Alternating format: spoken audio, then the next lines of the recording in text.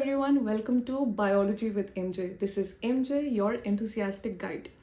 So whether you are a NEET aspirant or simply a biology lover, this video is filled with valuable insights and knowledge. Okay, so stay tuned till the end of the video, and if you haven't already, please subscribe to my YouTube channel and press the bell icon so that you never miss an update. Remember to like, comment and share this video with your friends. Okay, so let's get to the video. Hello students, in this video we are going to cover the inflorescence part of the chapter Morphology of Flowering Plants and also some portion from the topic the flower. This is part 1 of this video. The rest of the portion of the flower would be covered in the next part of this video. Alright, so let's begin the video. This is the lecture number 4 of this video. For the previous lectures, you can check out the playlist link that is attached here. Alright, so now let's get to the video. So what is the inflorescence? The arrangement and distribution of flowers on the floral axis is basically known as the inflorescence. Okay, it is the arrangement of flowers around the floral axis.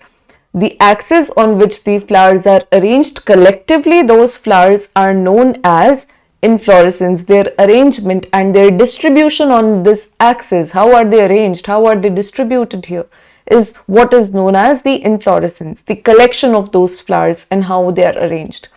The axis of an inflorescence is called a peduncle.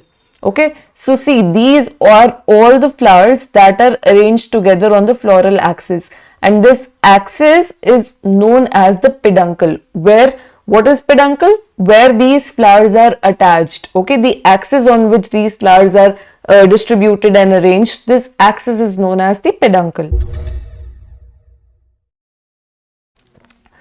So what are solitary flowers? See, a shoot tip is what transforms, when a shoot tip transforms into a flower. Okay, when the tip of shoot we are talking about, okay, see, this is a shoot. If the tip of the shoot is getting converted into a flower, this flower would always be solitary. Solitary means it would be present in a single number alone. Alright, so these kind of solitary flowers can either be solitary terminal or they can be solitary axillary. These flowers are known as solitary terminal flowers when they are present at the tip, that is at the apex of the main stem or at the apex of the branches. Okay, an example of such solitary terminal flowers is the poppy flower. Alright, see, these are present in a single number per stem. At the tip of the stem they are present. Okay, so all the flowers which are present at the tips of the main stem or at the tips of the branches, they are solitary terminal flowers because they are present in a single number. Now what are solitary axillary flowers? Now solitary axillary flowers are those which also occur in a single number, as in they don't occur in clusters. Similarly, in solitary terminal flowers, they don't occur in clusters. Only one single flower is present. We do not see an inflorescence here. We do not see a cluster of flowers here. Okay, so in solitary axillary flowers, the single flower occurs in the axils of the leaves. For example, if this is a stem, okay, and this is a leaf, the solitary terminal flower would be present here in the axil of the leaf. Okay, see, this is the leaf axil and here the solitary terminal flower is, solitary axillary flower is present, not solitary terminal. Solitary axillary flower is present in the leaf axil like this in a single number. Here also it is alone, it is not present in a cluster, that is why it is also a solitary flower. Now what are the types of inflorescence? So depending upon whether the apex gets converted into a flower and or whether it continues to grow further, the inflorescence can be categorized into Racemose type and Cymose kind of inflorescence. Okay, now these are the two kinds of inflorescence that can be categorized. It depends upon whether if the apex gets converted into a flower like this, the stem is not going to grow further. Okay, not more flowers are being produced above this. They would be produced on the sides but not above this point. Okay, but in racemose inflorescence the axis continues to grow. The flower is not forming at the tip here. Okay, now let us study these two types of inflorescences in detail. Now in racemose inflorescence it is also known as indefinite kind of inflorescence. Indefinite, why indefinite? Because there is no definite size or height to which the axis will grow. The main axis here will continue to grow and grow because it is not terminating. On the other hand, in cymose inflorescence, the main axis is terminating because a flower is forming at the apex of the main stem. Okay, so here the youngest flower is present at towards the apex, not at the apex. Here it should be written towards the apex. See here, you can see the youngest flowers. The smaller circles, red circles, represent the younger flowers, and the bigger circles towards the base represent the older flowers. So what you will see in racemose inflorescence, the main axis will continue to grow upwards. The flowers are born laterally, that is on the sides.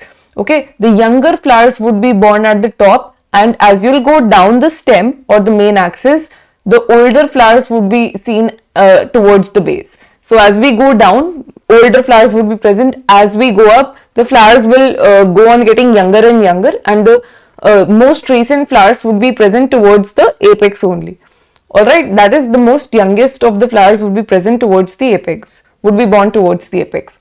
So this kind of arrangement of flowers is also known as acropetal succession.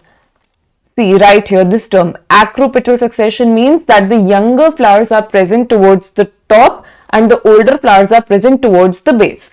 And this type of inflorescence in which this acropetal succession is seen and where the main axis is continuing to grow and the growth is indefinite because there is no definite stopping point to the growth of this main axis.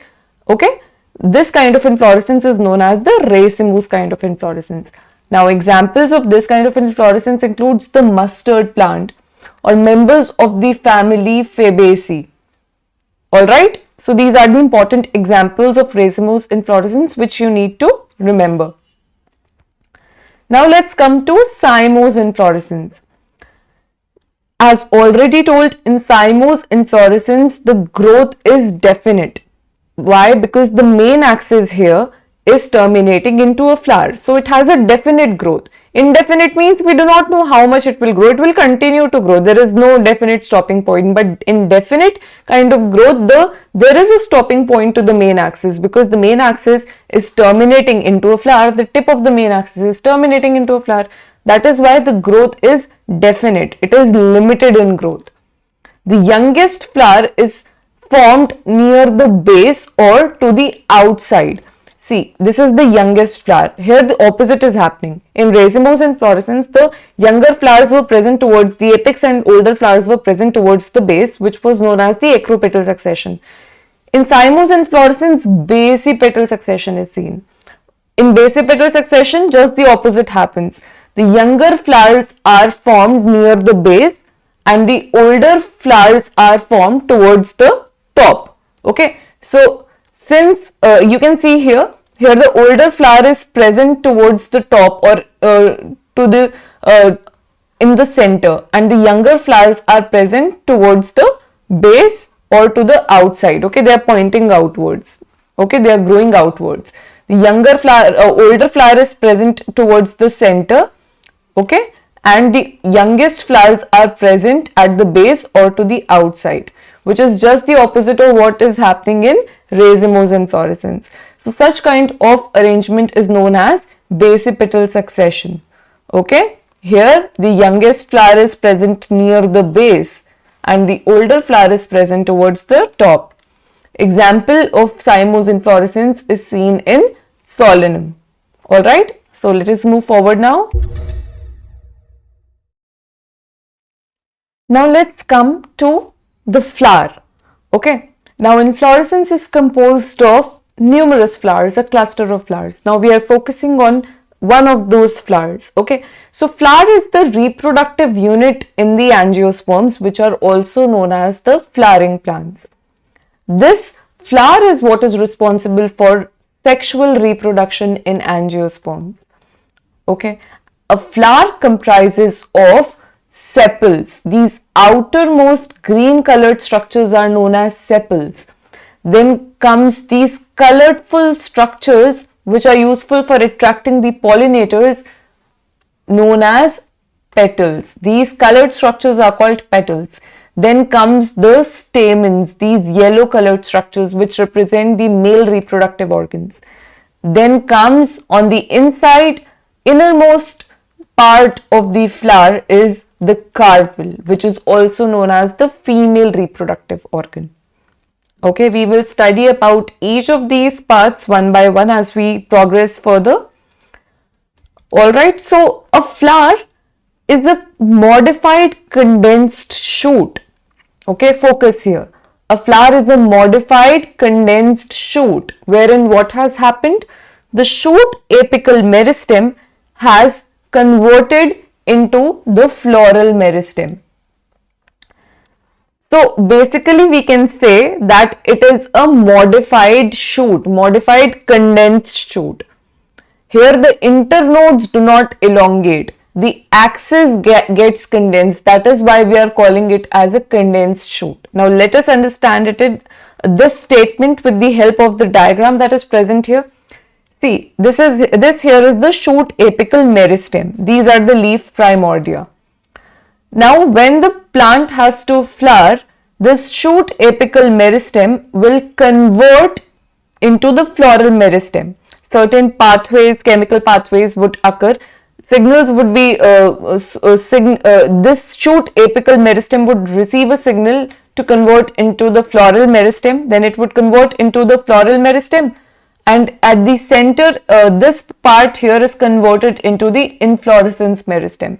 And here, right here, these green colored structures represent the floral meristems. Okay, so when the shoot apical meristem gets converted into the floral meristem, this floral meristem is responsible for the production of flowers. So we can say that flower is a modified condensed shoot, wherein the shoot apical meristem changes into the floral meristem. The internodes do not elongate. What happens in a shoot? The internodes elongate. Between two nodes, there is a large distance which is known as the internode. That region is called as the internode. But when conversion into floral meristem happens, internodes do not elongate. In fact, they get condensed. The axes get condensed. The distance between successive nodes becomes very, very short because the axis gets very condensed here. Okay. Here the distance would be large between two nodes. Here all of those nodes will get clustered together. They will get condensed. The apex produces different kinds of floral appendages laterally at successive nodes now instead of leaves. Now when the axis gets condensed now, what will happen? The apex, this portion of the floral meristem that is present towards the apex, now it will produce different kinds of floral appendages which would ultimately form the different parts of the flower. Now these different parts of the flower which we studied previously just one slide back, these parts of the flowers are born at successive nodes laterally. When shoot apical meristem was present at different nodes, leaves would be born. But now since the conversion has happened into the floral meristem, now at the internodes have got condensed, the axes have got condensed. Now at each successive node, different parts of the flowers would be produced and ultimately the final result would be a flower. Okay, so the lower internode forms the pedicel or stalk of the flower. See, below all these nodes, so between each node there is the internode, right? So the lower internode, the lowermost internode forms the stalk of the flower. The stalk of the flower is also known as the pedicel. The region where internodes are condensed form the broad base of the flower called the thalamus or receptacle. Now see here all the internodes are condensed. Okay, now this region right here would form the broad base of the flower, which is called the thalamus or the receptacle upon which all of the other organs are resting. See, this area right here is known as the thalamus. Above this, all the four parts of the flower are arranged. So this is the region where internodes are condensed. Okay, this is the region which forms the broad base of the flower because of the condensation of the internodes.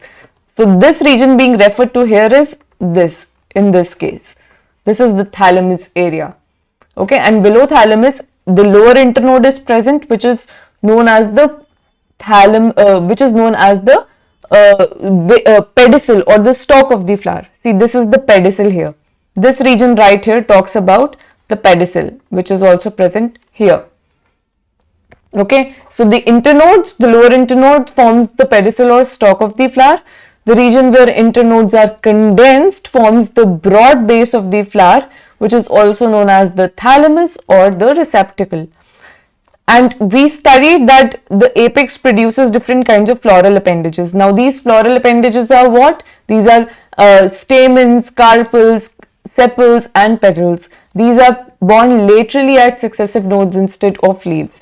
So here see, the innermost whorl or the innermost part of the flower is the carpel. So it would be formed by this node because this is the innermost. This would, in the arrangement, this would count as the innermost node. So this is the whorl or the part which is known as the carpel. Then second node forms the stamen.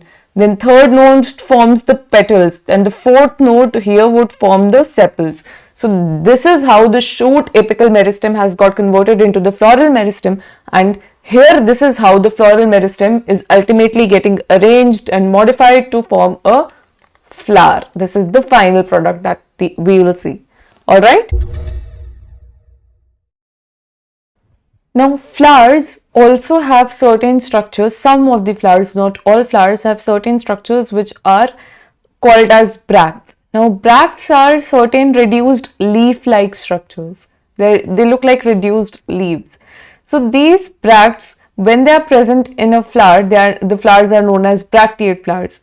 And when they are absent in the flowers are known as ebracteate flowers. So flower with bracts are called as bracteate flowers, and flower without bracts are called as ebracteate flowers.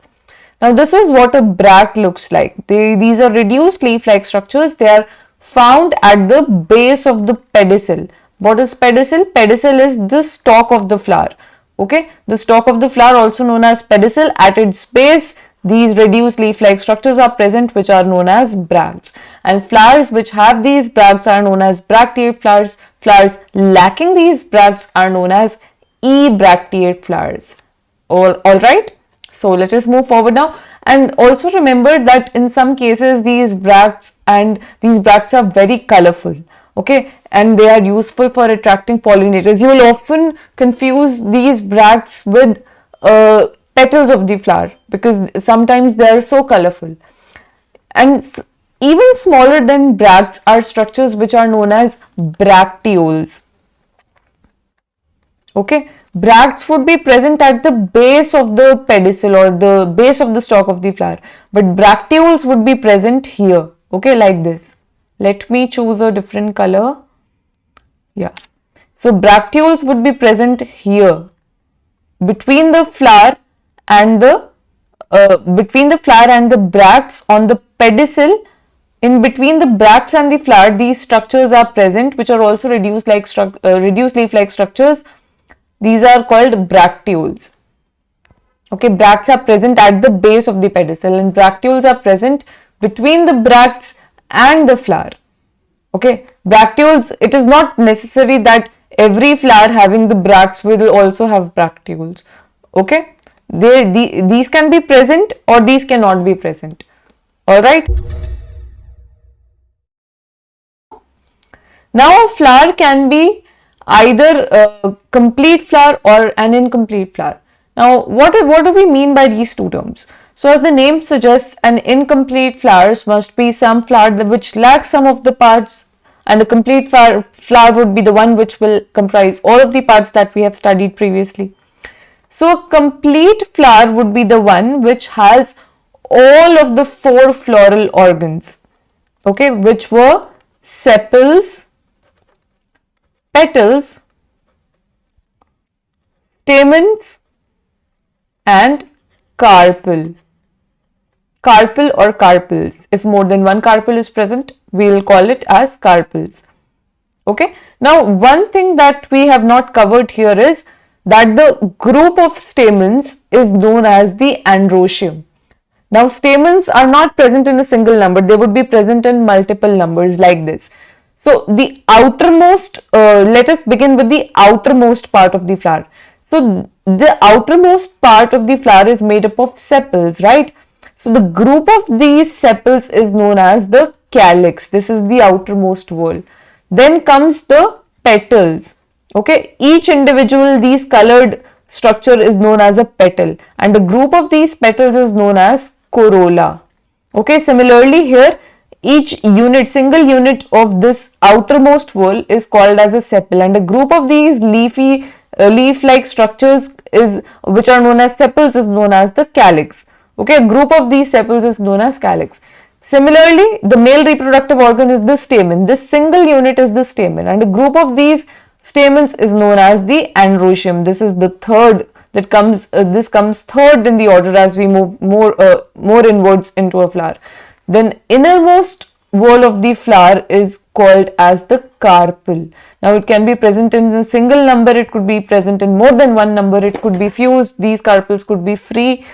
Okay, so this innermost wall is which is made up of carpel, of a single carpel or more than one carpel, is known as the gynoecium.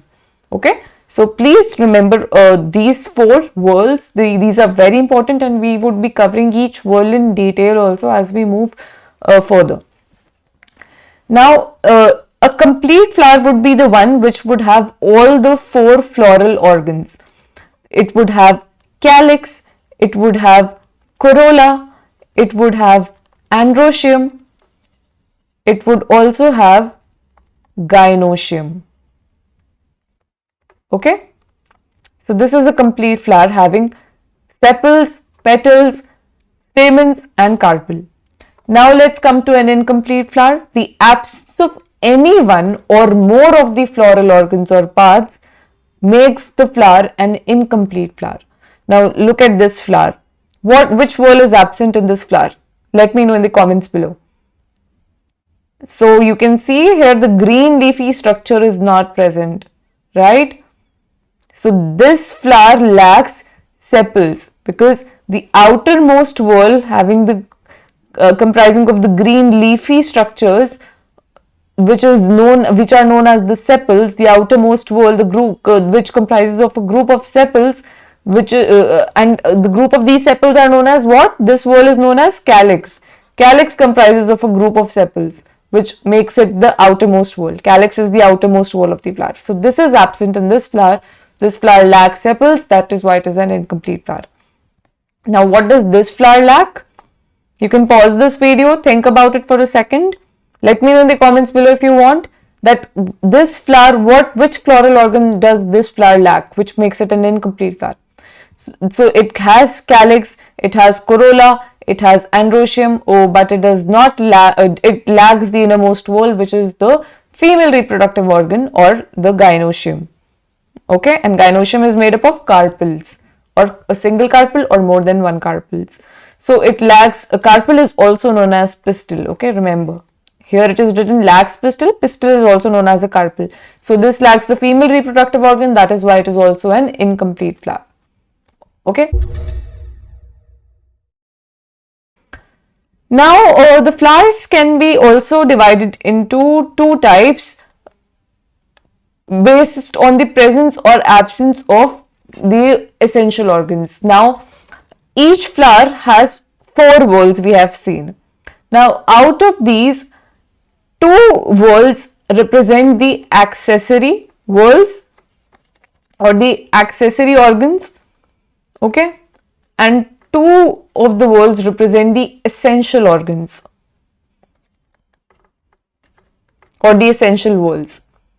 Now you can think for a second, you can pause the video and think which of the four whorls of the flower would fall into the accessory and which of the of the four whorls would fall into the essential organs, because two represent the accessory organs, two of the whorls, and two of the whorls represent the essential organs.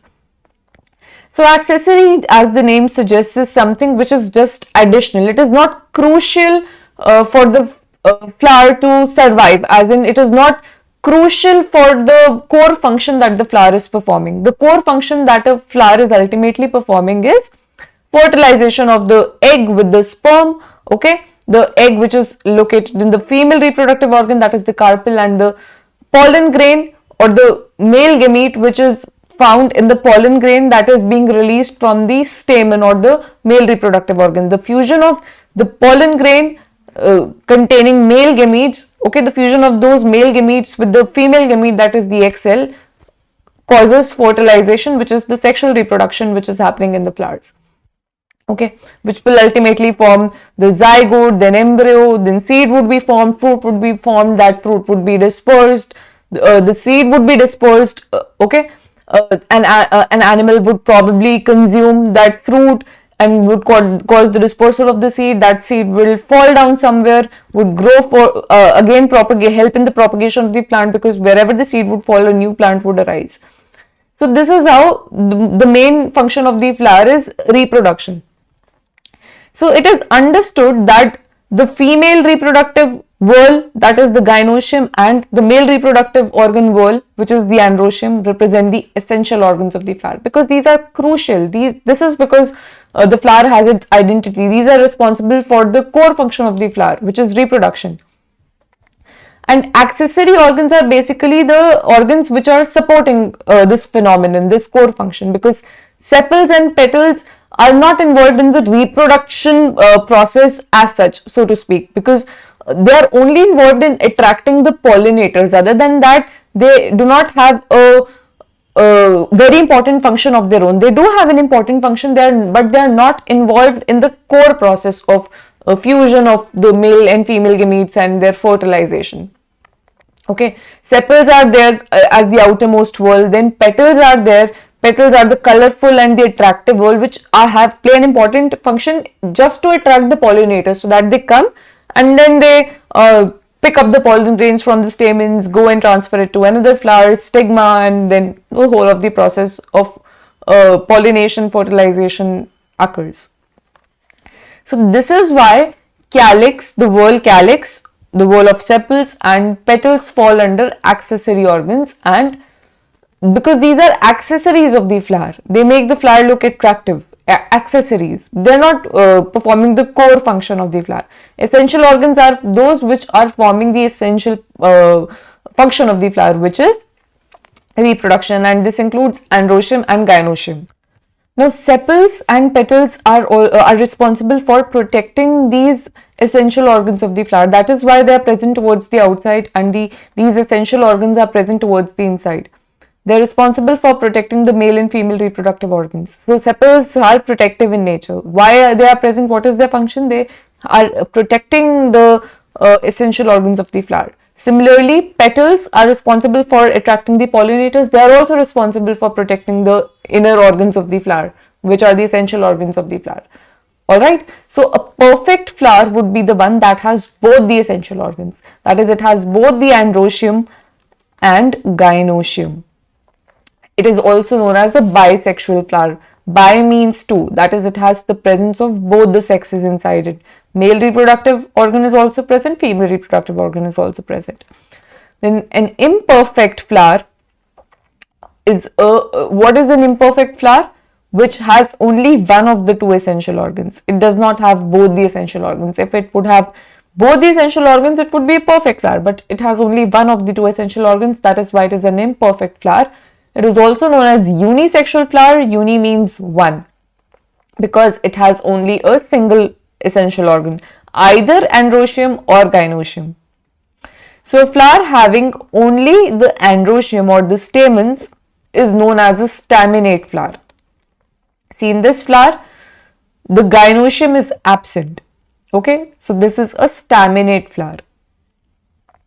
It can also be called as an incomplete flower because one whorl is absent here, which is the whorl of the female reproductive organ, wall of the carpels, which is also known as the gynoecium.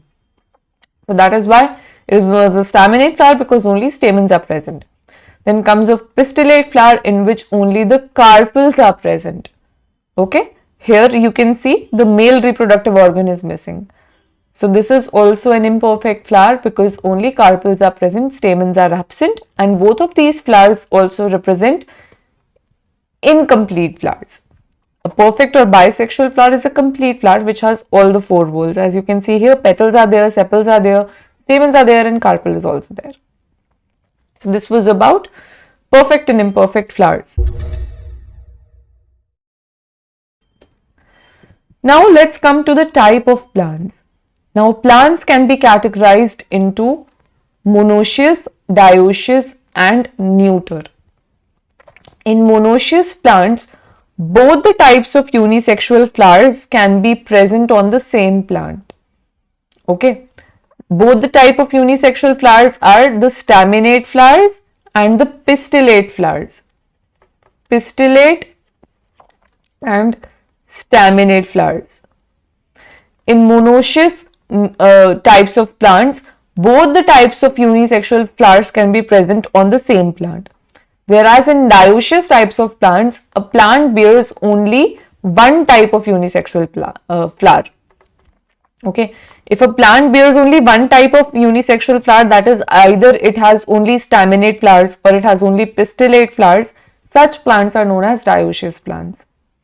And if the plant has both the type of unisexual flowers present in it, that is both staminate and pistillate flowers are present on the same plant, such plants are known as monoecious plants.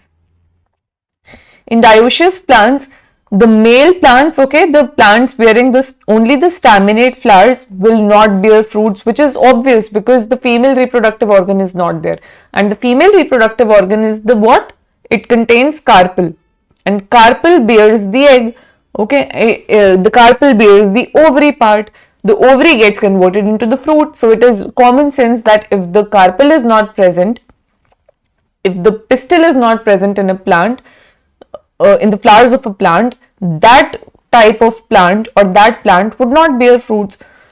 Okay, the female plants of this species would bear fruits, not the male plants. Okay, wherever carpel is present, the fruit would only be present there. Only a female can bear a baby, right? A male cannot bear a baby. Okay, so examples of the monoecious types of plants are maize and castor. Example of dioecious plant is mulberry. Now, what are neuter plants?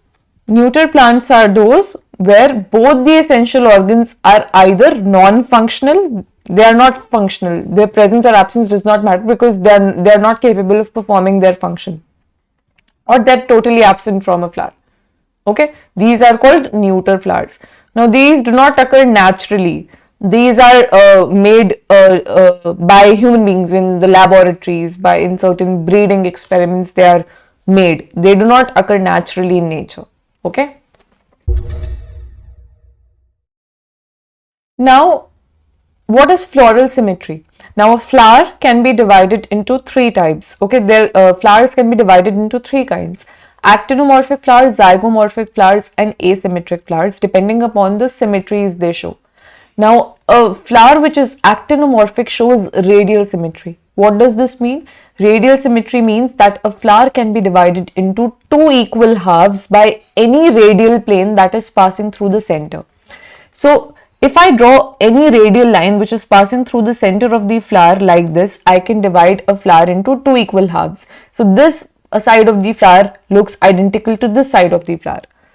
If I draw a radial line which is passing through the center here in this direction, the two parts obtained of the flower are identical. Similarly, if I draw any radial line that is passing through the center, I can divide the flower into two equal halves.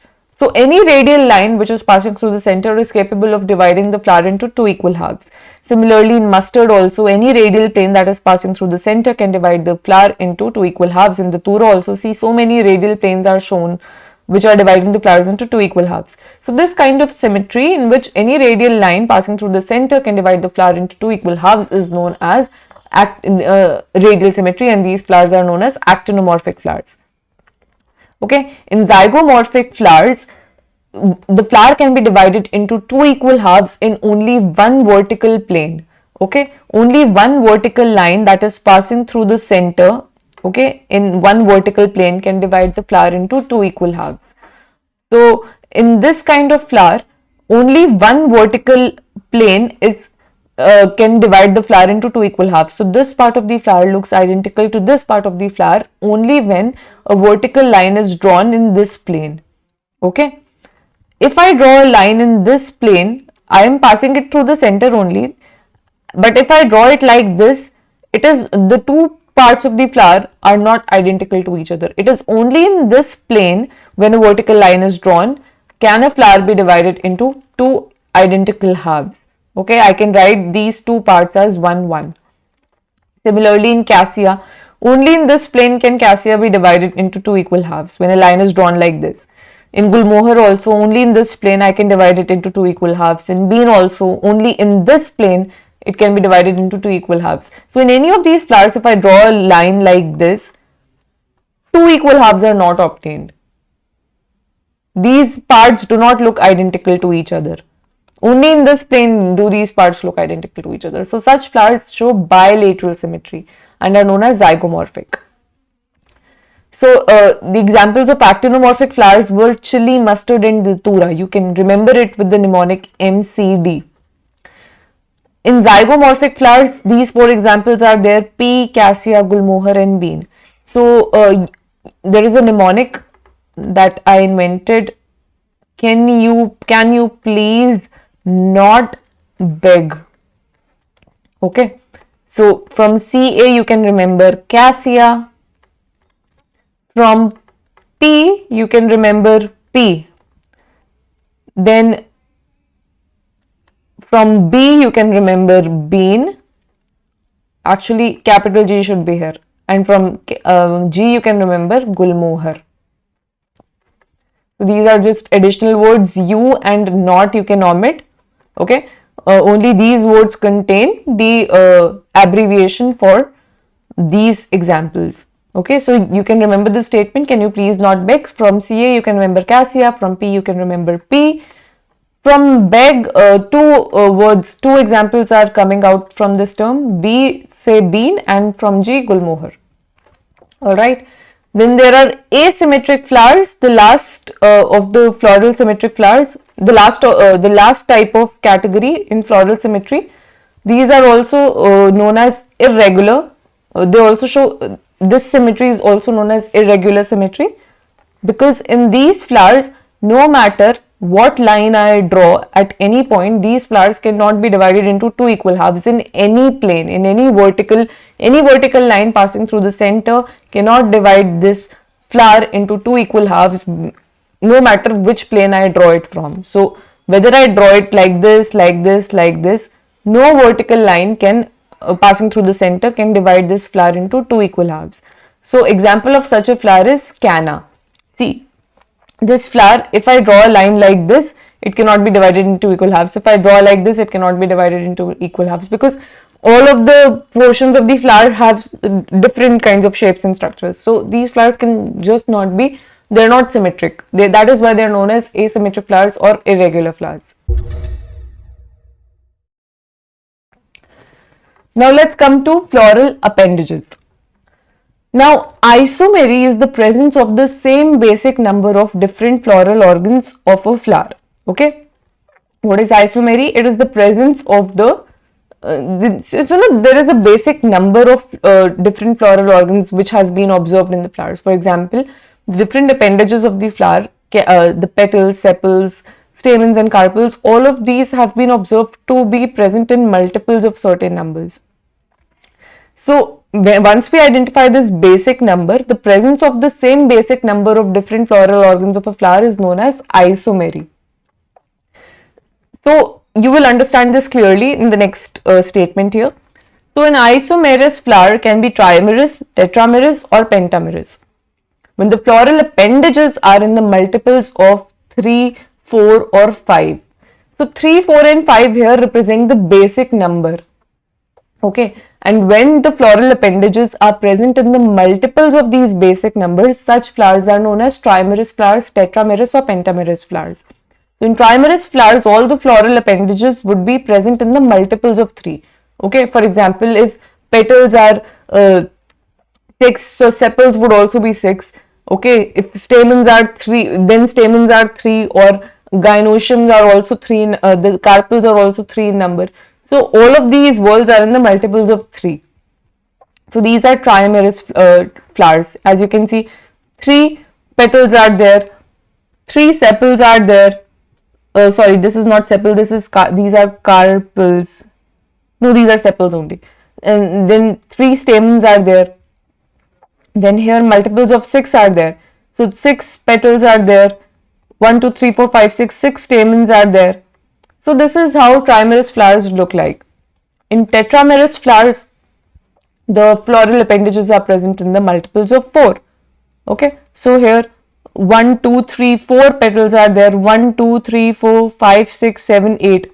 8 stamens are there. So see, 4 petals, 8 stamens. 4 and 8 both are multiples of 4 only, right?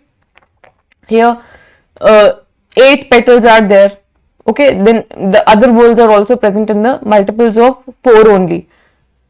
So this is how isomery is seen in flowers. Okay. Now these are pentamerous flowers. The petals are 5 in number. Other whorls are also present in the multiples of 5. Okay, you see here petals are 10 in number. The other whorls, if you will count, will also be present in the multiples of 5 only. So the floral whorls are arranged successively on the swollen end of the stalk or pedicel called the thalamus or receptacle.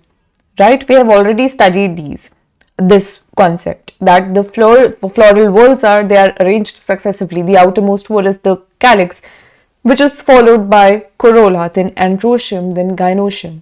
So these whorls are present in a succession, one after the other, on the swollen end of the pedicel or the stalk of the flower. The swollen end is known as the thalamus or the receptacle. So on the thalamus or receptacle, which forms a broad base, right? Because this is where all the internodes are getting condensed in order to form a broad base. This is where all the whorls are situated on top of. So based on the position of calyx, corolla and androecium, with respect to the ovary present on the thalamus, the flowers can be divided as hypogynous flowers, perigynous flowers and epigynous flowers. Okay, so based on the position of these floral parts, which includes calyx, corolla and androecium, based on the position of 3 whorls with respect to the ovary, with respect to the ovary, how are these 3 floral whorls arranged or positioned on the thalamus? Based on that arrangement, flowers can be described as hypogynous, perigynous and epigynous. So let us study each of these types of flowers. So in hypogynous flowers, the ovary is situated at the top. Okay. So the ovary is also known as the superior ovary because it is situated at the top, and all of the other floral whorls, calyx, corolla and androecium, are arising from below the ovary. See here, ovary is situated at the top on the thalamus, and all of the other whorls, androecium is arising from below the ovary, then calyx is also arising at the base of the ovary, and petals are also arising from below the ovary. So the ovary occupies the topmost position. The carpel, okay, ovary is a part of the carpel. So ultimately the carpel occupies the topmost position in this kind of flower, hypogynous flower. Okay, here you can also imagine that the ovary is the queen of the floral whorls here because it is situated at the top. Okay, so it is the queen because it is also the female reproductive organ. It is the queen here, and all the other whorls are situated below it. Okay. You can imagine those represent the public. The queen is at the top, the queen commands the public, so the queen is at the top. Similarly here the gynoecium is at the top, and all of the other floral whorls which represent the public arise from the base of the ovary. So the examples of hypogynous flower includes China rose, brinjal, mustard. Okay, So you can remember these examples because these are very important, and so many questions have come from this concept. So all of these two videos that I'm going to make are very important, and covers, and a lot of questions in the NEET exam has appeared from this portion of this chapter, inflorescence and flowers. Okay, so this is very important. Please remember this concept really well. So in perigynous flowers, let's come to perigynous flowers. In perigynous flower, the ovary is half inferior. Okay, why is it half inferior? Here what happens is the thalamus partially covers the ovary like this. Okay, and the floral organs arises just on the rim of the thalamus. Calyx, corolla and androecium, they are just arising at the rim or the edge of the thalamus. The thalamus is covering the ovary partially, and all of these floral whorls are now at the same position. The gynoecium, the androecium, petals and sepals, all of these whorls now are basically at the same level now. So here the ovary is known as half inferior. It is not superior here, it is a bit located below, right? So it is half inferior. In this case also, in this image you can see, here the thalamus is not covering the ovary. Here it was covering. So these two cases can be seen in perigynous flowers. In this, the floral organs are arising just at the tip of the, or the edge of the thalamus, at the rim of the thalamus, and all of the floral organs are situated at almost the same level. So here the ovary is also known as half inferior ovary, and such flowers are known as perigynous flowers. So here the ovary is located in the center also, right? And the other parts of the other floral parts are arising at the rim of the thalamus, and all of the floral whorls are present at almost the same level. Okay, so to summarize, this ovary is also known as the half inferior ovary. Now let's come to epigynous flowers. The examples of perigynous flowers are rose, plum and peach. In epigynous flowers, the thalamus completely encloses the ovary. Okay, here it was half covering the ovary, right? That is why the ovary was half inferior. But here it completely covers the ovary and fuses with the ovary. So here the ovary is also known as inferior ovary, because here now all of the other floral whorls, that is calyx, corolla and androecium, are arising on the top of the thalamus from this region, okay, from above the ovary location. So ovary is situated at the bottom here, and all of the other floral parts, that is calyx, corolla and androecium, are arising at the top, okay, from the thalamus, and they all are located superior to the ovary. All of these floral whorls are present towards the top, and ovary is situated at the bottom. That is why here the ovary is known as inferior ovary. These kinds of epigynous flowers are seen in the flowers of guava, cucumber, ray florets of sunflowers. Okay, sunflowers, whenever you see a sunflower, it is not a flower, it is an inflorescence which comprises of ray florets and disc florets. Okay, so ray florets, only in ray florets are epigynous flowers seen, not in disc florets. In ray florets of sunflowers, epigynous flowers can be seen where the ovary is inferior. Okay.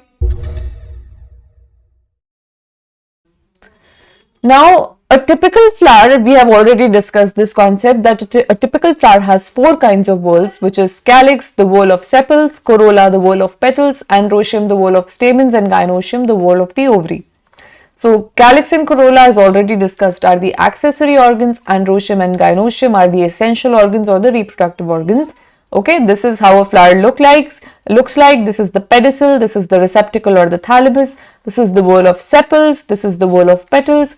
These are stamens, which are the male reproductive organs, and each stamen comprises of a top anther and the long stalk-like structure called as filament. That towards the center is the female reproductive organ, which is known as the carpel. It comprises of the topmost stigma, then style, then this ovary, which comprises of a central ovule, or if they are more in number, ovules. Alright. So let us study each of these parts one by one. So calyx is the outermost accessory whorl of the flower, and the members of the calyx are known as sepals. So this is the bud. This is a young flower which has not opened up yet. So the sepals are present like this, covering the flower, protecting it, covering the young bud. So sepals are protecting the bud here.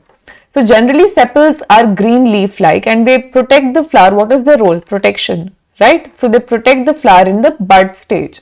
So in this mature flower, the sepals open up and they look like this. Okay, and the whorl of sepals is known as the calyx. So the calyx can be gamosepalous. Now gamo means fusion. Okay, the term gamo means fusion, related to fusion. So when we say gamosepalous, it means that the sepals are fused together. Poly means free. So the term polysepalous means that the sepals are free. Okay, so the calyx can be gamosepalous where the sepals are fused, or the calyx can be polysepalous also where sepals are free. We will see an image of these two terms later. So now let us come to this term persistent calyx. So as the name suggests, persistent means that something which stays, okay, which does not go away, or which does not end, which stays for a long time. So in some plants, calyx remains persistent even after the fruit formation. Otherwise, what happens after the fruit is formed, the ovary, when it converts into the fruit, the calyx drops off, right? The petals drop off, okay? The calyx drops off from the flower, okay? When the fruit formation starts, right? The ovary is maturing into a fruit, ovules are turning into a seed. After post-fertilization, the calyx and the corolla, they wither and fall off. But in some plants, the calyx or the sepals, they remain persistent even after the fruit formation.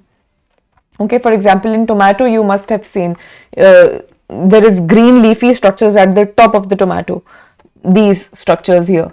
So these are nothing but calyx. These are the persistent calyx because it has remained in the plant even after the fruit formation. Then in the datura also you can see even after the fruit formation, this calyx is still present. So both of these belong to the family Solanaceae. So in the members of family Solanaceae, persistent calyx is seen.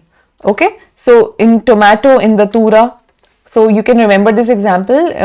In tomato, the datura, both are the members of the family Solanaceae, and persistent calyx is seen in these plants. Now let's come to corolla. Corolla is the whorl of petals. Okay, it is the collection of petals. It is the upper accessory floral organ. Now the calyx or the petals or the corolla or the whorl of petals are often brightly colored. They are unusually shaped also. They are present in different shapes for attracting the pollinators. Okay, because the pollinators, they will look at these colors, these shapes, they will get attracted to these flowers. In some flowers, the petals shape themselves to look like the mate of a particular pollinator. For a certain insect, a flower could shape itself. The flower has adapted itself into a shape which looks like the mate of that insect. So it will get attracted to that flower, mistaking it for its partner for breeding. Okay, so this is a deceiving mechanism by which the flower will ultimately achieve its motive of pollination. Okay, and reproduction ultimately. So the corolla is often brightly colored and unusually shaped to attract pollinators. So like calyx, corolla may also be united, and when the petals are united, the term gamopetalous is given to such flowers in which the petals are united, and when the petals are free, the term polypetalous can be given to such flowers having such petals. Okay, so in calyx, when the sepals were fused, it was known as gamosepalous. When the sepals were free, it was known as polysepalous. Similarly, in corolla also, when the petals are united or fused with each other, gamopetalous term is used, and when the petals are free, polypetalous term is used. So you can see in this image for more clarity, here the sepals are fused. Okay, these are not individual units. All of these units are fused with each other. There is no gap between between two sepals. So this is gamosepalous flower. But here the petals are free. They are present as individual units. They are not fused with each other. So polypetalous. So this flower is polypetalous and gamosepalous. But look at this flower here. The petals are fused. They are not present as distinct units. So the term gamopetalous is given here. But the sepals are free. See how each of these petal is present as the distinct unit. They are not fused with each other like they were fused here. So the term polysepalous is given. So this flower is gamopetalous and polysepalous. Okay. Now the shape of corolla can be tubular, they could be bell shaped, funnel shaped or wheel shaped. See these flowers, this corolla looks like a tube, this flower looks like a bell, this flower looks like a funnel, this flower looks like a wheel. So see, nature has such diversity. Nature is so beautiful, right? So these are the shapes of corolla. They can be differently shaped. The statement that we studied here, that they can be unusually shaped to attract pollinators. See how they are unusually shaped here. These are not unusual shapes. Unusual shapes, they're basically referring to when they will even attract their mate. When an insect would or a pollinator would confuse a flower for its mate, that would be an unusual case. But in general, also flowers can be present in different kinds of shapes as mentioned here. Okay. Now in some flowers, like lily flower, the calyx and corolla, they are not distinct. Okay. In some flowers, what happens is the calyx, the whorl of calyx, the whorl which is known as calyx, and corolla, they are not present as distinct structures. You cannot differentiate which is what. You cannot differentiate sepals from petals or petals from sepals. They are either present fused together or they are present in an integrated form where you cannot differentiate which whorl represents what. So in such flowers, for example, it is this kind of structure is seen in lily flower. The calyx and corolla, they are not distinct structures and they are collectively referred to as perianth. So the individual, so whenever the petals and sepals, they are together, when these two whorls are being referred to as, these are referred to as the perianth. And when they are called as perianth, when they are not distinct. You cannot distinguish between sepals and petals. So in such cases, these two whorls are collectively called as perianth. Now they can be also present as a single whorl if they are fused together. Okay, and if they are present as different whorls, they are not, you cannot distinguish between these two whorls because they could be leaf-like structures. Both the whorl of petals and the sepals could look leaf-like, or the leaf-like as the sepals look, okay, leaves look, or both of those whorls could look more of like petals. So a perianth could be petaloid, or it could look like sepals, so it could be sepaloid. Okay. So if it is leafy, both of the whorls could look like leaf-like structures. If they look like, both of these look like petals, they could both be colored. Okay, so different variations are seen, but you need not go in those much details. You can just remember that when calyx and corolla, they are not distinct. That means you cannot distinguish sepals from petals, and both of these structures look fused together, or if they are present separately in different whorls, you cannot just distinguish between the two whorls.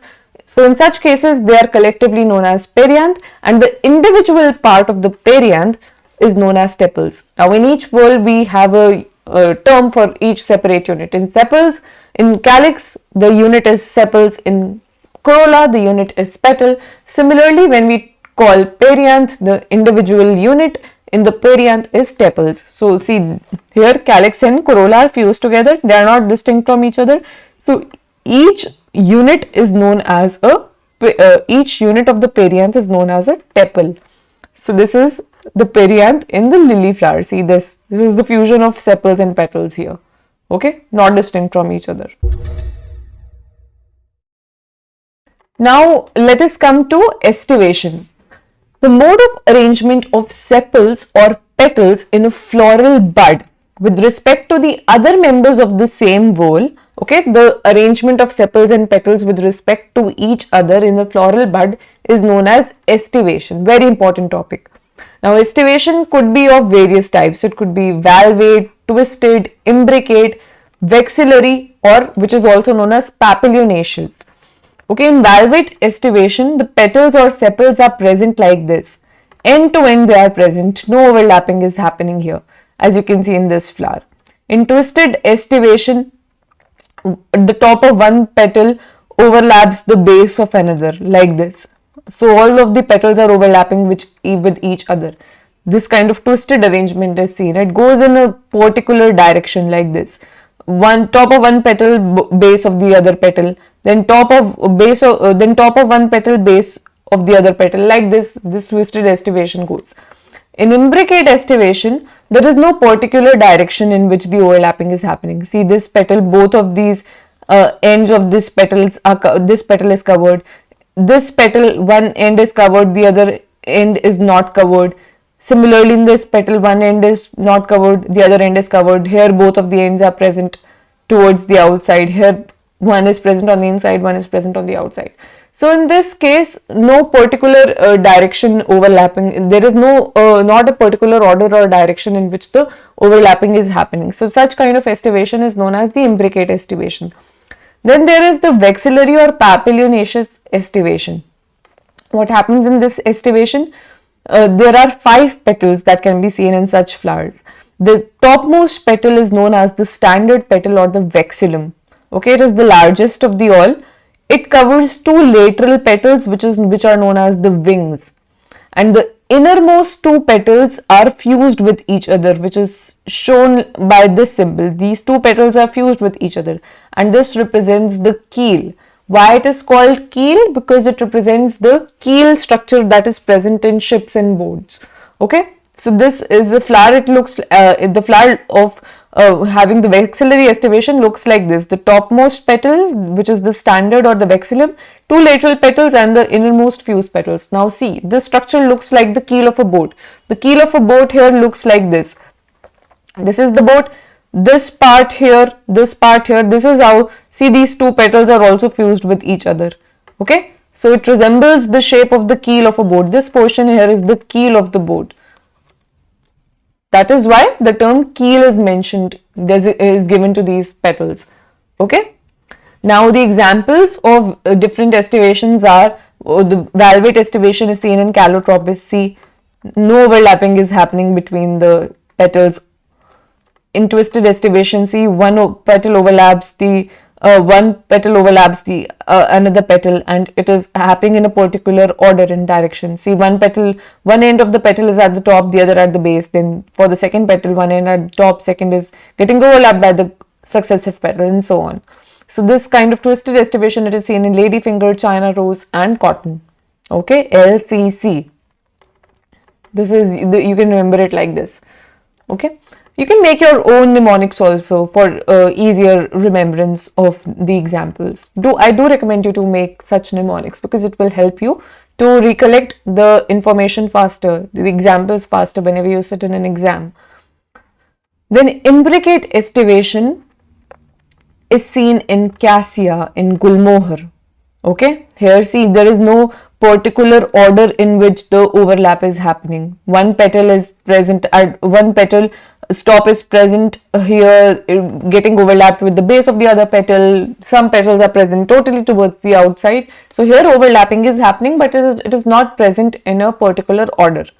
Okay, so this is how imbricate aestivation is seen. Then there is vexillary aestivation. Vexillary aestivation, as you can see, is seen in bean flower, pea flowers.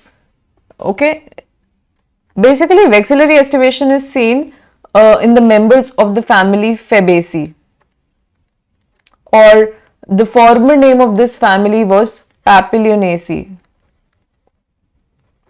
Okay, it is the characteristic trait of this family that the flowers of this family will show vexillary aestivation. Okay, the members of Fabaceae family includes the bean flower and pea flower. Both of these flowers show vexillary aestivation, where the topmost or the standard petal is overlapping 2 lateral petals which are known as the wings, and then there is the petal number. The 2 interior petals are the smallest, and they are fused with each other and resemble the keel of a boat in appearance. That is why they are known as keel together. Okay, so these are the different kinds of aestivations.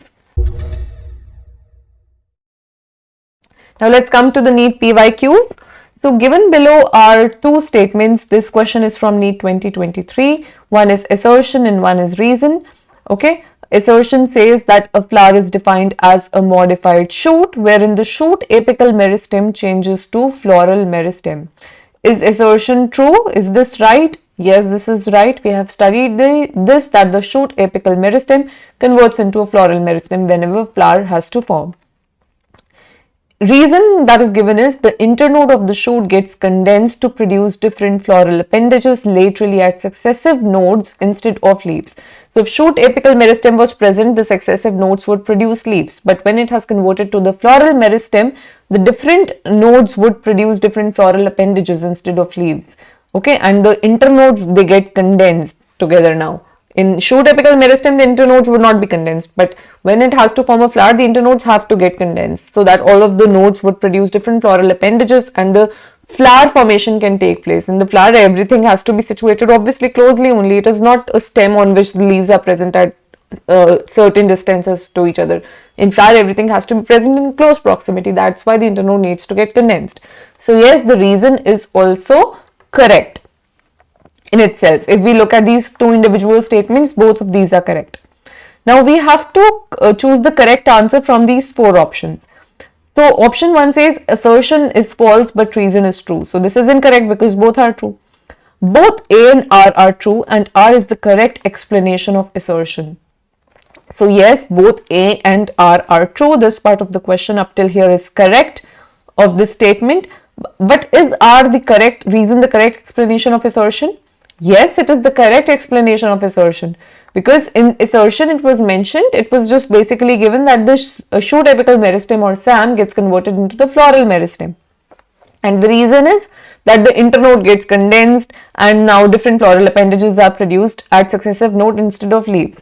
So this is the reason, this is how it is occurring. So the reason is the correct explanation of the assertion. So this statement is correct. So option number 2 is the correct answer.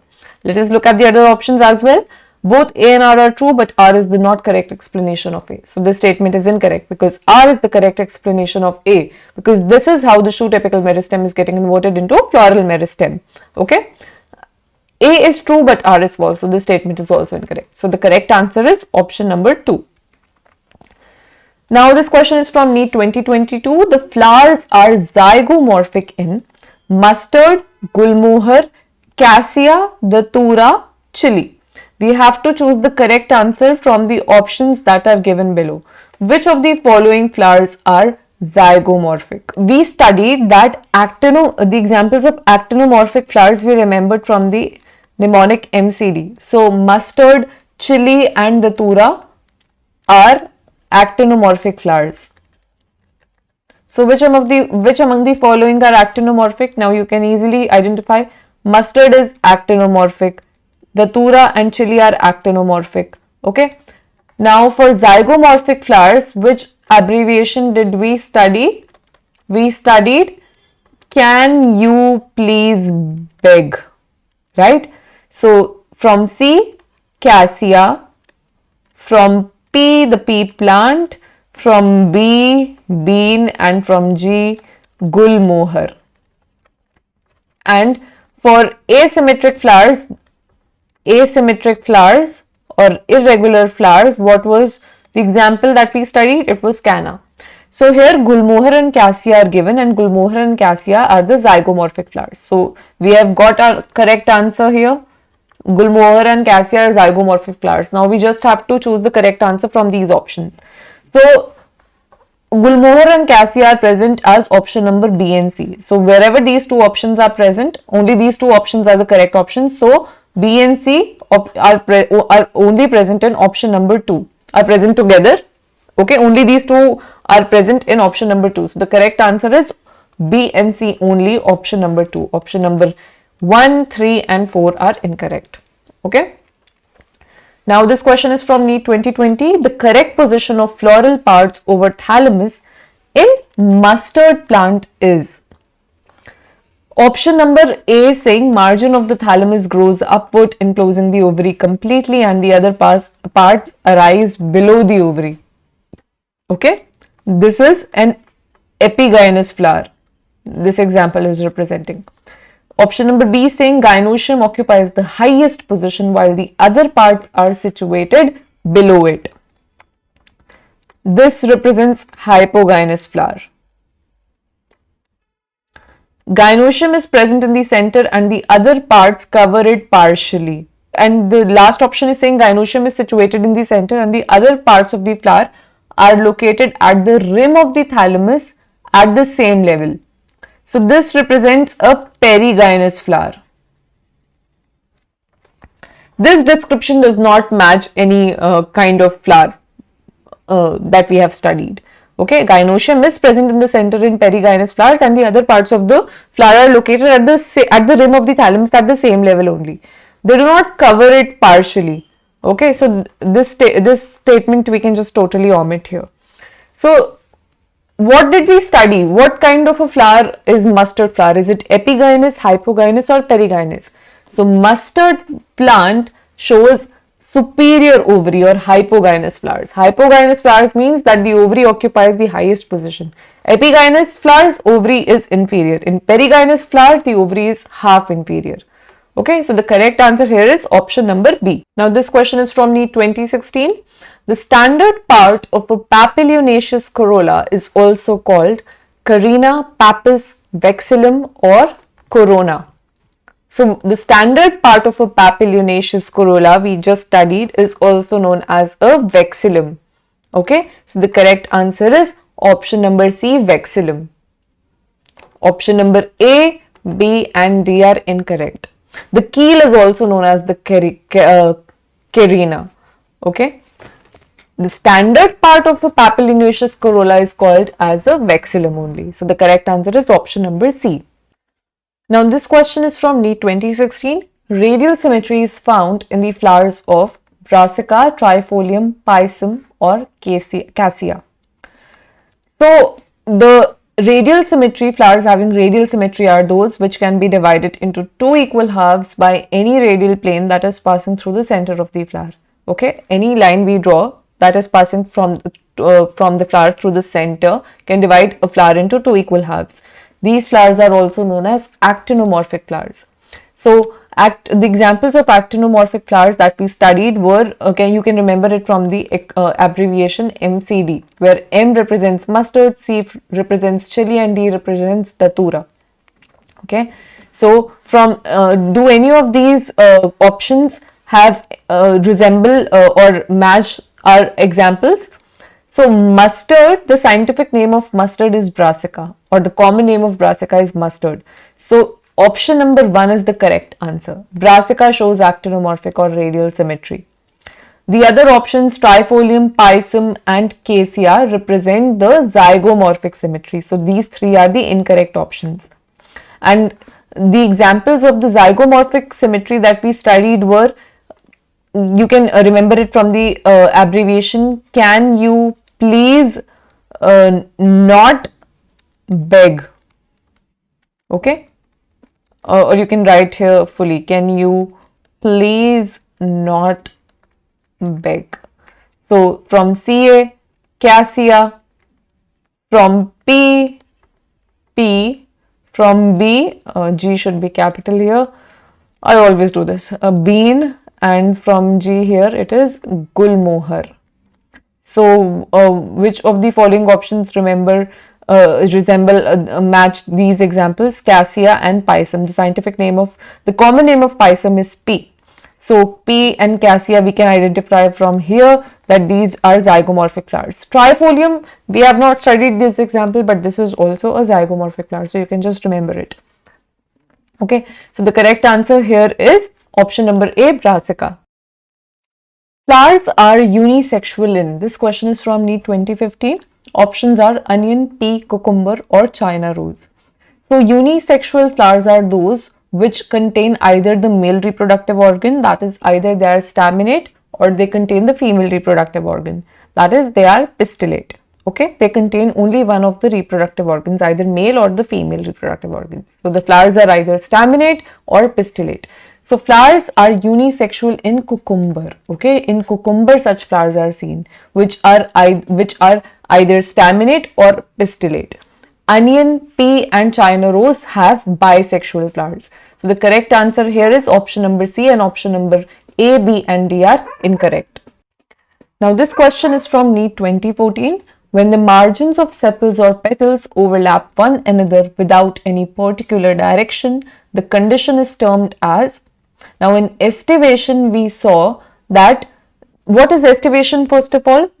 Aestivation is the arrangement of sepals or petals with respect to the other sepals with respect to the other members of the same whorl. For example, the arrangement of sepals with respect to each other, or the arrangement of petals with respect to each other, okay, in a floral bud.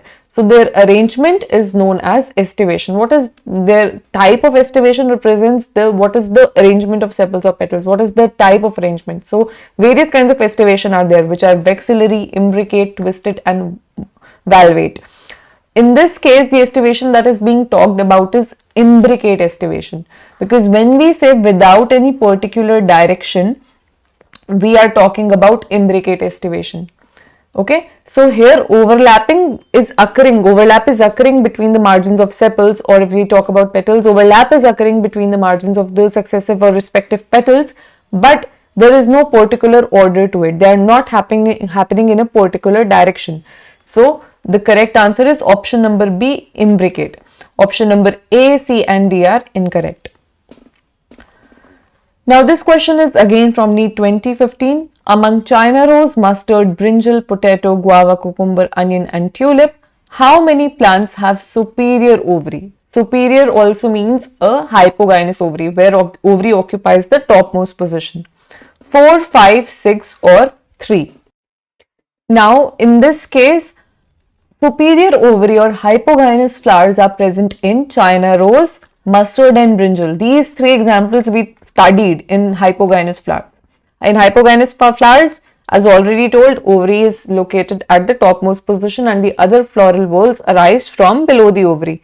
Okay, so China rose, mustard and brinjal have hypogynous or superior ovary. Potato also has a superior ovary. You will study it in family Solanaceae that the flowers have now potato the scientific name of potato is Solanum. It belongs to the family Solanaceae and it has a superior ovary. Okay, onion and tulip, they belong to the family Liliaceae. You will study when you study this family Liliaceae that their flowers also have a superior ovary. So all of these examples have superior ovary. In epigynous flowers, where the ovary is inferior and the other floral whorls arises from the top of the ovary, from at the level that is present at the top of the ovary, and the ovaries occupies the lowermost position or the inferior position, such flowers are known as epigynous flowers, and epigynous flowers are seen in guava and cucumber. So guava and cucumber have inferior ovaries, or epigynous flowers are present in these. Okay, so the correct answer would be, we have to count the tick marks that we have made, 1, 2, 3, 4, 5, 6. So 6 of the following examples have superior ovaries. So the correct answer is option number C, 6. Option number A, B and D are incorrect. Now this question is from Neet 2013. Among bittergourd, mustard, brinjal, pumpkin, China rose, lupin, cucumber, sun, hemp, gram, guava, bean, chili, plum, petunia, tomato, rose, withania, potato, onion, aloe and tulip, how many plants have hypogynous flower? Now hypogynous flowers are those where the ovary occupies the topmost position and the other floral whorls arise from below the ovary. That is, the ovary is superior here. So we have to tell among these how many examples show hypogynous flower, how many plants show hypogynous flower. So we studied that in the examples of hypogynous flower. What were the examples that we studied? We studied that mustard, brinjal and China rose show hypogynous flower. Okay, so here China rose is there. So all of these represent hypogynous flowers. These are the examples that we studied. Okay, so we can write H, H, H here. We also studied that rose, plum and peach are the examples of perigynous flowers where the ovaries have inferior. And then we studied that the epigynous flowers where the ovary is inferior, the examples were cucumber, guava and ray florets of sunflower. Okay, so whenever such kind of questions come, first of all write the examples that you know. Okay, try to solve the question from those examples. I know there are many examples here which we have not studied, but but you can never know everything. So here you have to apply your intelligence. So as much as you know, you write it down, okay, or just recollect it and try to solve the question using those examples first. So are any of these three examples present here? Rose, plum or peach in this question? No. Okay. So let us look at the examples of epigynous flowers. Is cucumber, guava or ray florets of sunflower, any of these examples present here which we can cross off? See, cucumber is present. Oh, plum is also present here. So plum is a perigynous flower, so we can cross this example off. Cucumber is present here. Cucumber is an epigynous flower. We can cross it off. Okay. Rose is present here. Rose is a perigynous flower. We can cross it off. I'm sorry I missed these examples here when I was talking, when we were looking at perigynous flowers. So guava is there, which is an epigynous flower. We can cut it off. Okay. And are there any other examples? No. Okay. Now let us look at the examples that we are left with. Okay. So mustard is a hypogynous flower. Brinjal is also a hypogynous flower. China rose is a hypogynous flower. So lupin here, lupin is also a hypogynous flower. Okay, you can write H here. Alright. So sun hemp, this is also a hypogynous flower. Gram, bean, chili, these three are also hypogynous flowers. Petunia, tomato, potato, vidhania, all of these are also hypogynous flowers. Onion, aloe and tulip, these also represent hypogynous flowers. Okay. Bitter gourd here, which is left, represents, and pumpkin is also left here. So both of these, they represent epigynous flowers. So we can cross them off. Bitter gourd and bitter gourd, pumpkin, cucumber and guava, which we crossed off here, are epigynous flowers. So we can cross these examples off. So rest all of the following represent hypogynous flowers, which includes mustard, brinjal, China rose, lupin, sun hemp, gram, bean, chili, petunia, tomato, vidhania, potato, onion, aloe and tulip. Now so the members of the family Solanaceae, all of these would have hypogynous flowers, and the members of the family Liliaceae will also have hypogynous flowers. When you will study the flowering plant families, you will see that the members of these two families have hypogynous flowers. So many of these examples belong to the family Solanaceae, and some of them belong to Liliaceae also. So using that knowledge also, if you know that a plant, if you just know this much, that this plant belongs to this family, you can also solve this a question like this. Okay. Now in NCERT, three of the flowering plants family are mentioned: Solanaceae, Liliaceae, then there is Fabaceae also. And the members of Fabaceae also have a hypogynous or superior ovary. So most of the examples here are from these three families only. Okay, so mustard here, mustard belongs to the family Brassicaceae. So Brassicaceae, the members of Brassicaceae have a superior ovary. Now brinjal, China rose, brinjal belongs to the family Solanaceae. Okay, and Solanaceae we already know have a superior ovary. China rose belongs to the family Malvaceae, and members of Malvaceae also have a superior ovary. Lupin, sun hemp, gram, bean, they all belong to the family Fabaceae, and all of the members of Fabaceae have a hypogynous or superior ovary. Chili, petunia, tomato, vidhania, potato, they are the members of the family Solanaceae. See, and the members of Solanaceae have a hypogynous or the superior ovary. Onion, aloe and tulip, they belong to the family Liliaceae, and the members of Liliaceae have hypogynous ovary. So even if you just know that this example belongs to this family, and you know that the members of this family have a hypogynous or epigynous or perigynous ovary, you can also solve a question like this, and it would be much easier for you. Okay, so you can just count the number of hypogynous flowers here. Now 1, 2, 3, 4, 5, 6, 7, 8, 9, 10, 11, 12, 13, 14, 15. So 15 of the following plants have hypogynous flowers. So the correct answer is option number C. Now in this question is from Neet 2013. In China rose, the flowers are Option number A says actinomorphic hypogynous with twisted aestivation. Option number B says actinomorphic epigynous with valvate aestivation. Option number C says zygomorphic hypogynous with imbricate aestivation. And option number D says zygomorphic epigynous with twisted aestivation. So 3 concepts together in one question. Such a beautiful question this is. Okay. So in China rose, the aestivation is, the symmetry is, floral symmetry is actinomorphic, right? We studied that the symmetry in China rose is actinomorphic. Now we did not study this particular example when we were studying the floral symmetry concept, but you can imagine a China rose flower. Okay, it is very symmetric and you can divide it into 2 equal halves through any radial plane passing through the center. So you can also imagine, if you know, the China rose is a common flower, so you can easily imagine that yes, this has actinomorphic symmetry.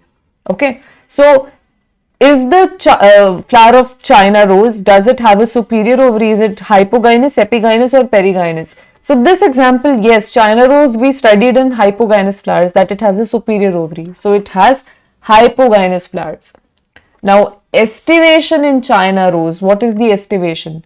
In twisted aestivation we studied that the China rose has twisted aestivation. So the correct answer here is option number A.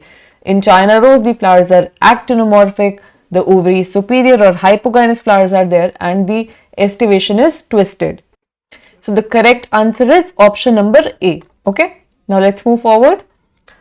Now this question is from AIPMT 2012. Cymose inflorescence is present in Cymose inflorescence, the main axis terminates into a flower, right? Basipetal succession of flowers is seen. That is, the older flowers are present towards the center or towards the top, and the younger flowers are present towards the base or towards the outside. So Cymose inflorescence, the example that we studied in Cymose inflorescence was solanum. Okay, so Cymose inflorescence is present in option number A, solanum. Option number B, D and C are incorrect. Okay, now let us move forward. Vexillary aestivation is characteristic of the family. Question from AIPMT 2012. Fabaceae, Asteraceae, Solanaceae or Brassicaceae. Now we did study that vexillary aestivation is seen in the members of the family Fabaceae, which is also known as Papilionaceae. This family is also known as Papilionaceae, or it is also known as Leguminosae family. Okay, and vexillary aestivation is a characteristic of this family. This aestivation, vexillary aestivation, can be also known as Papilionaceous aestivation. Okay, because why papilionaceous? Because the flowers of having vexillary aestivation, they have a butterfly kind of appearance. They look like butterflies. Papilionaceous flowers or papilionaceous corolla looks like that, in the shape of a butterfly. So this aestivation is a characteristic of the members of the family Fabaceae. Option number B, C and D are incorrect. Okay. Now this question is from AIPMT 2011. Flowers are zygomorphic in gulmohar, datura, tomato, mustard. So zygomorphic examples we studied that from the mnemonic, can you please note back? Cassia, pea, bean and gulmohar. So among these 4 examples, which of the following matches are examples? Option number A, gulmohar. So the correct answer is option number A. Gulmohar matches the examples of zygomorphic flowers which we studied. So option number A is correct. Option number B, D and C are incorrect. Now tomato, datura and mustard, they represent actinomorphic flowers. We from the mnemonic MCD, mustard, chili and datura, these were the 3 examples which we studied in actinomorphic flowers. So actinomorphic flowers are of datura, mustard among these examples, and tomato also has actinomorphic flowers.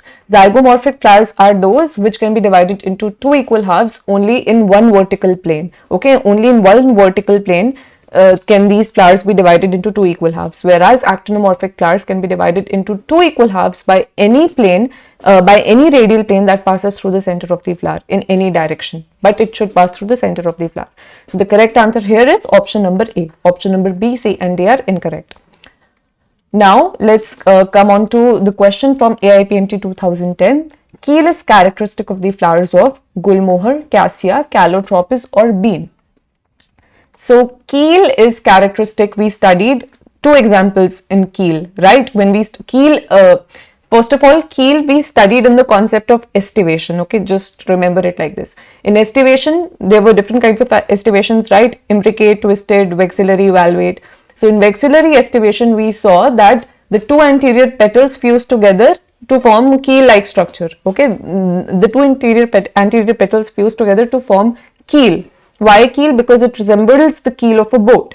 So keel is characteristic of the flowers of the family Fabaceae, okay, which is also known as Papilionaceae family. And vexillary aestivation, in which keel is present, vexillary aestivation is also known as Papilionaceous aestivation. Okay, so this kind of keel or this kind of structure is seen in the members of the family Papilionaceae or Fabaceae. So the correct answer here would be option number D. We studied two examples here, pea and bean flowers, when we were studying about vexillary aestivation, and both of these are the members of the family Fabaceae or Papilionaceae. So the correct answer here is option number D. Option number A, B and C are incorrect. Okay, so hope you like this video, students. See you in the next video. Stay tuned for the part 2 of this video. Okay, so bye bye. Thank you for watching this video. If you have any feedback and suggestions, or if you found something useful, do let me know in the comments below, and like this video, definitely share it with your friends and subscribe to my channel. See you in the next video. Bye bye.